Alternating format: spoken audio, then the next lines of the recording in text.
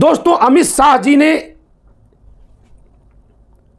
जो कहा है निश्चित रूप से अपमानजनक है, लेकिन जरा मैं उनकी वाक्य को बदल करके बोल रहा हूं, थोड़ा सा बदलूंगा, आखिरी का वाक्य बदलूंगा और तब बताइए कि अगर यह वाली बात बोल दी जाए तो इसमें बाबा साहब का अपमान है या सम्मान है। आजकल फैशन बन गया है अंबेडकर अंबेडकर अंबेडकर अंबेडकर अंबेडकर अंबेडकर कहते रहो। अरे अगर इतने ही सच्चे मन से अंबेडकर अंबेडकर जपते रहते तो 75 साल में इस देश में संविधान चमक जाता, कहीं कोई भेदभाव नहीं बचता, यह देश सोने की चिड़िया बन जाता। जो अंतरिक्ष में ऊंचाई पाया है, सूचना क्षेत्र में ऊंचाई पाया है, अन्य तमाम क्षेत्रों में पाया है, वह सामाजिक, आर्थिक और राजनीतिक न्याय में भी ऊंचाई पर आ गया होता। आज संविधान बचाओ का नारा लगाने की जरूरत नहीं पड़ती।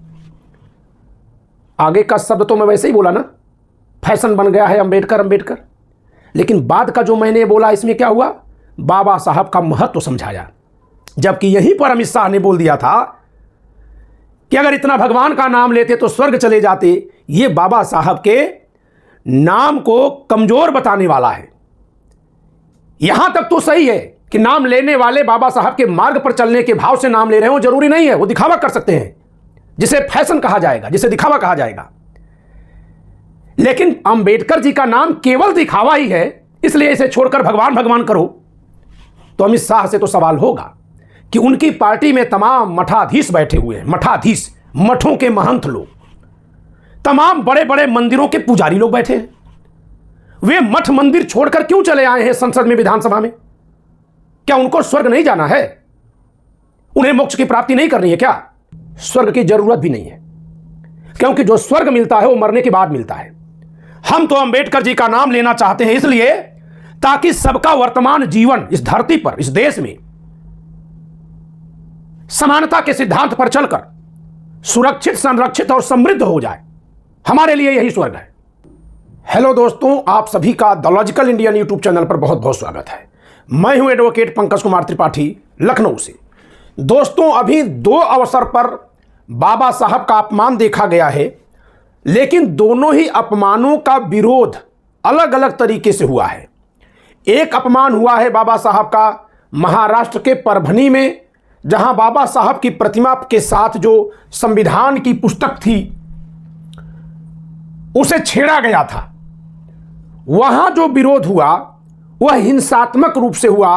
लोगों ने देखा कि लोग नीले गमछे, नीले कपड़े पहनकर लाठियां ले लेकर लोगों की कार तोड़ रहे थे, आग लगा रहे थे, दुकानें तोड़ रहे थे, जिसके खिलाफ मैंने आवाज उठाई कि बाबा साहब के सम्मान की रखवाली के लिए, उनके अपमान का विरोध करने के लिए हिंसा का सहारा लेना कभी भी बाबा साहब की मर्यादा के मार्ग पर चलने जैसा नहीं है, मैंने यह कहा था। दूसरा अपमान भारत के गृह मंत्री और बड़े ताकतवर नेता,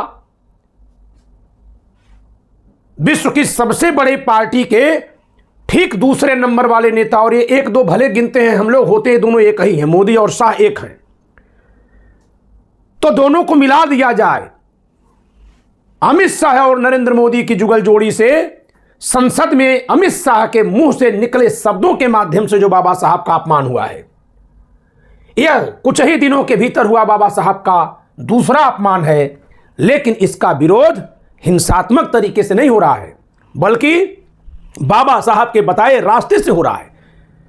स्वतंत्रता संग्राम के लिए अहिंसात्मक आंदोलन चलाने की जो ताकत पैदा की गई थी उस मार्ग से हो रहा है, और इसलिए सरकार के हाथ पांव फूल गए हैं, दोनों ही तरफ से घिर गई है।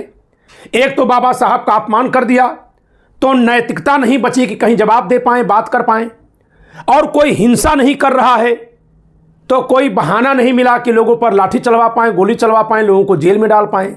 दोनों तरफ से फंस गए। देखिए दोस्तों, बाबा साहब ने क्या लिखा है, शिक्षित बनो। बाबा साहब भीमराव अंबेडकर का यह विचार है, मैं इसकी व्याख्या करूंगा। शिक्षित बनो, जिसे अपने दुखों से मुक्ति चाहिए उसे लड़ना होगा। किस चीज से लड़ना होगा? बांस से, बल्ली से, डंडे से, बंदूक से नहीं। आगे पढ़ते हैं, देखते हैं बाबा साहब क्या लिखे हैं। जिसे अपने दुखों से मुक्ति चाहिए उसे लड़ना होगा, और जिसे लड़ना है उसे पहले पढ़ना होगा। यानी पढ़ने से लड़ना होगा, पढ़कर लड़ना होगा, पढ़ाई के माध्यम से लड़ना होगा। अगर बाबा साहब कहते कि बांस चलाकर, लाठी चलाकर, आग लगाकर लड़ना होगा, तो बाबा साहब कहते कि जिसे अपने दुखों से मुक्ति चाहिए उसे पहले पहलवान बनना होगा, निशानेबाजी सीखनी होगी। कहते कि नहीं कहते? लेकिन बाबा साहब ने ये नहीं कहा। बाबा साहब ने क्या कहा? बाबा साहब ने ये कहा कि जिसे अपने दुखों से मुक्ति चाहिए उसे लड़ना तो होगा, लेकिन लड़ने से पहले पढ़ना होगा, क्योंकि ज्ञान के बिना लड़ने गए तो हार निश्चित है। यानी लड़ाई किससे करनी है? ज्ञान से। और ज्ञान का मतलब क्या होता है? तर्क। और तर्क का उद्देश्य क्या है? न्याय। और जब न्याय होगा तो वही तो विजय है, अन्याय ही तो दुख का कारण है। मैं बाबा साहब को दिल से इतना इसलिए मानता हूं क्योंकि बाबा साहब की पूरी जिंदगी में अगर आप देखेंगे तो हमेशा उस समय की मान्यताओं को तोड़कर आगे गए। इसी नाते उस समय इनके महत्व को लोग नहीं समझे, क्योंकि समाज नहीं जान पाता है कि यह आदमी कहना क्या चाह रहा है। जब समाज 50 साल आगे गया तब बाबा साहब की बात समझ में आई। सोचिएगा, दो तरह के महापुरुष होते हैं। कुछ महापुरुष ऐसे होते हैं जिनको उनके जीवन काल में समझ लिया जाता है। कुछ महापुरुष ऐसे होते हैं जिनको 50 साल, 60 साल, 100 साल, 200 साल, 300 साल बाद समझा जाता है। ये जिनको बाद में समझा जाता है वे कौन होते हैं? वे इतने तेज दिमाग के लोग होते हैं कि जिनको अपने समय का समाज समझने में सक्षम ही नहीं होता। सुकरात को ले लीजिए, ईसा मसीह को ले लीजिए, कन्फ्यूशियस को ले लीजिए, तमाम ऐसे विद्वान मिलेंगे जिनको उनके जीवन काल में तो लोग समझ ही नहीं पाए थे, क्योंकि वो समय से इतना आगे की सोचते थे। सोचिए दोस्तों, जिस समय कोई लिखना, पढ़ना, कलम छूना, किताब देखना नहीं जानता था, जिसकी लाठी उसकी भैंस का मुहावरा समाज में चलता था, जिसके घर में बेटियां ज्यादा होती थी वह कमजोर मान लिया जाता था, क्योंकि बेटियां शरीर में कमजोर होती हैं, लाठी नहीं चला पाएंगी। ऐसी मान्यताएं अभी भी गांव में मिलेंगी, अभी भी मिलेंगी। जिस समय यही मान्यता ही चलती ही थी, उस समय कोई व्यक्ति कहता है कि दुखों से मुक्ति का उपाय है लड़ना, लेकिन लड़ना कैसे? लाठी डंडे से नहीं बल्कि ज्ञान से, क्योंकि ज्ञान के बिना अगर लड़ने गए तो हार जाओगे। तो ज्ञान के लिए पढ़ना होगा। बाबा साहब का ये महत्व है। अब मैं अमित शाह की बात पर दो बातें कहूंगा। दोस्तों, अमित शाह जी ने जो कहा है निश्चित रूप से अपमानजनक है, लेकिन जरा मैं उनकी वाक्य को बदल करके बोल रहा हूं। थोड़ा सा बदलूंगा, आखिरी का वाक्य बदलूंगा, और तब बताइए कि अगर यह वाली बात बोल दी जाए तो इसमें बाबा साहब का अपमान है या सम्मान है। आजकल फैशन बन गया है अंबेडकर अंबेडकर अंबेडकर अंबेडकर अंबेडकर अंबेडकर कहते रहो। अरे अगर इतने ही सच्चे मन से अंबेडकर अंबेडकर जपते रहते तो 75 साल में इस देश में संविधान चमक जाता, कहीं कोई भेदभाव नहीं बचता, यह देश सोने की चिड़िया बन जाता। जो अंतरिक्ष में ऊंचाई पाया है, सूचना क्षेत्र में ऊंचाई पाया है, अन्य तमाम क्षेत्रों में पाया है, वह सामाजिक, आर्थिक और राजनैतिक न्याय में भी ऊंचाई पर आ गया होता। आज संविधान बचाओ का नारा लगाने की जरूरत नहीं पड़ती। आगे का शब्द तो मैं वैसे ही बोला ना, फैशन बन गया है अंबेडकर अंबेडकर, लेकिन बाद का जो मैंने बोला इसमें क्या हुआ? बाबा साहब का महत्व समझाया। जबकि यहीं पर अमित शाह ने बोल दिया था कि अगर इतना भगवान का नाम लेते तो स्वर्ग चले जाते। ये बाबा साहब के नाम को कमजोर बताने वाला है। यहां तक तो सही है कि नाम लेने वाले बाबा साहब के मार्ग पर चलने के भाव से नाम ले रहे हो, जरूरी नहीं है। वो दिखावा कर सकते हैं, जिसे फैशन कहा जाएगा, जिसे दिखावा कहा जाएगा। लेकिन अंबेडकर जी का नाम केवल दिखावा ही है, इसलिए इसे छोड़कर भगवान भगवान करो। तो अमित शाह से तो सवाल होगा कि उनकी पार्टी में तमाम मठाधीश बैठे हुए हैं। मठाधीश, मठों के महंत लोग, तमाम बड़े बड़े मंदिरों के पुजारी लोग बैठे हैं। वे मठ मंदिर छोड़कर क्यों चले आए हैं संसद में, विधानसभा में? क्या उनको स्वर्ग नहीं जाना है? उन्हें मोक्ष की प्राप्ति नहीं करनी है क्या? नहीं, मैं किसी के इस आस्था पर सवाल नहीं करूंगा कि पूजा करने से मोक्ष मिलता है, स्वर्ग मिलता है कि नहीं मिलता है। भाई जिसकी मान्यता है कि मिलता है, तो भारत के संविधान के अनुच्छेद 25 में लिखा है, अपनी मान्यता से चलिए। और प्रस्तावना में लिखा है कि अपनी आस्था की स्वतंत्रता होगी हर व्यक्ति की। तो जिसकी खुद की आस्था है कि भगवान भगवान का नाम लेने से स्वर्ग की प्राप्ति होगी, मोक्ष की प्राप्ति होगी, परिवार बसाने से मोक्ष नहीं मिलेगा, इसलिए वो लोग संत जीवन जी रहे हैं, फिर वो क्या करने के लिए, क्या पाने के लिए संविधान का सहारा लेकर सदन में आ रहे हैं? उन्हें अंबेडकर की इस डोर को पकड़ने की क्या जरूरत थी, क्या मजबूरी थी? अमित शाह जी पहले उन लोगों को बता दें कि भैया अंबेडकर के नाम लेने से कोई स्वर्ग तो मिलता नहीं है, स्वर्ग की जरूरत भी नहीं है, क्योंकि जो स्वर्ग मिलता है वो मरने के बाद मिलता है।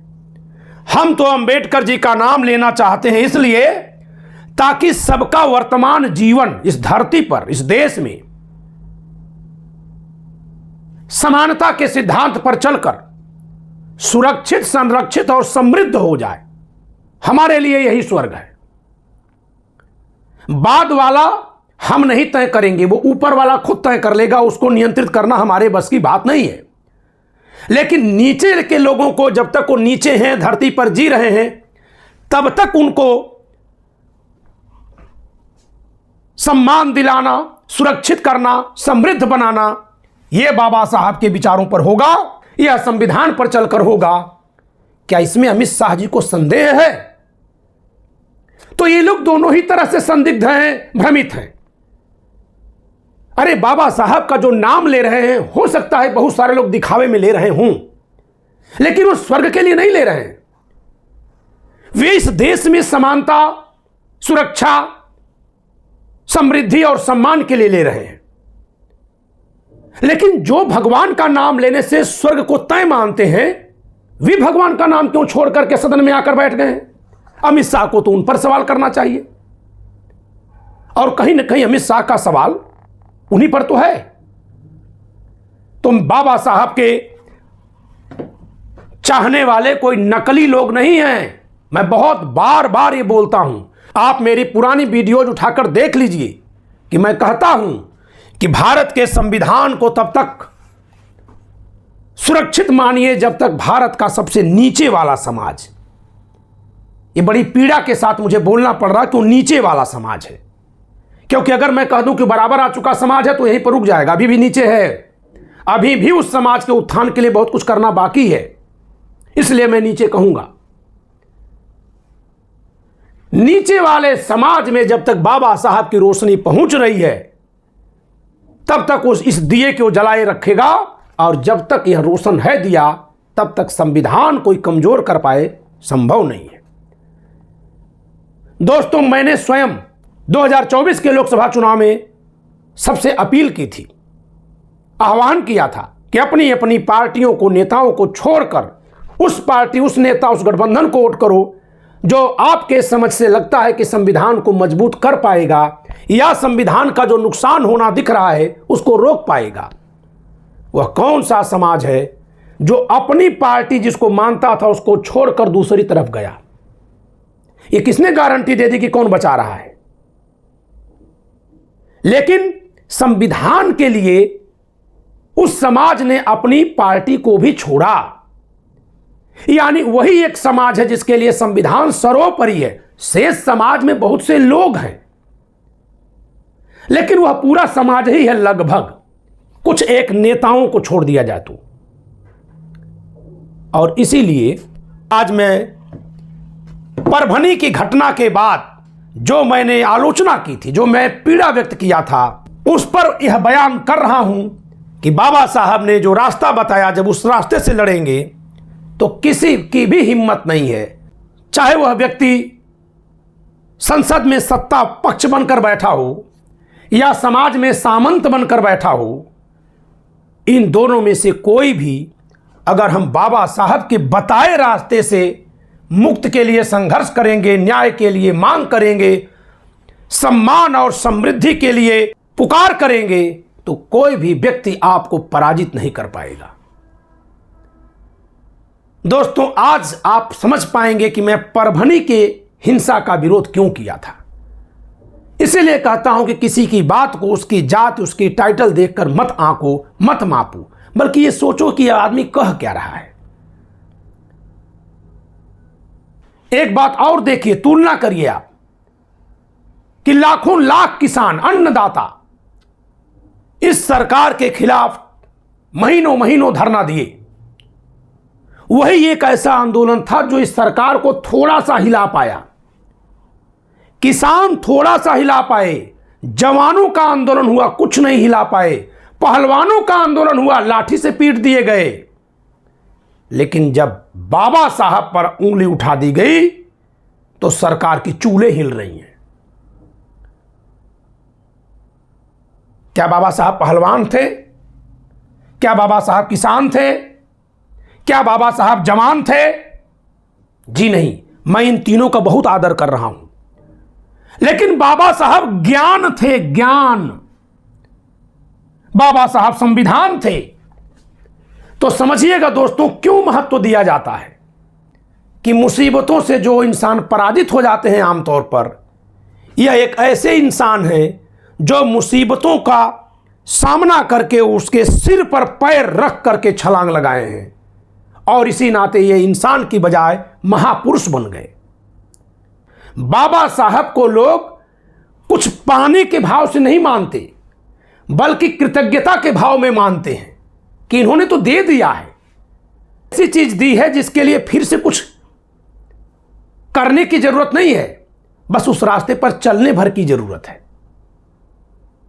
बहुत बड़ी चीज है, अनमोल चीज है। स्वाभिमान देकर गए हैं, ज्ञान पर चलने का सुझाव देकर गए हैं, और इसी नाते ये सुझाव, ये विचार अमर होते हैं। इसलिए ऐसे महापुरुष जाने के बाद भी चले गए नहीं माने जाते हैं। ये माना जाता है कि इनके विचार हमारे बीच हैं। तो मैं फिर से कहूंगा कि जो सरकार जवानों, पहलवानों और किसानों के आंदोलन से नहीं डरी, वो जैसे ही बाबा साहब के खिलाफ एक लफ्ज बोला, और वो भी कहते हैं जुबान फिसलने में सच्चाई बाहर आ गई। सच में बोल दें तो क्या असर होगा, समझ में आ रहा है कि आज सबको छोड़कर सरकार बचाने के लिए दौड़ पड़े हैं। ये बहुत बड़ी बात है दोस्तों। जिसको संविधान पर सरल भाषा में लिखी मेरी पुस्तक मंगाना है तो दिए गए नंबर पर आप संपर्क करिए। इस वीडियो में इतना ही। वीडियो को लाइक करिए, शेयर करिए, चैनल सब्सक्राइब न किया सब्सक्राइब करिए। जय संविधान।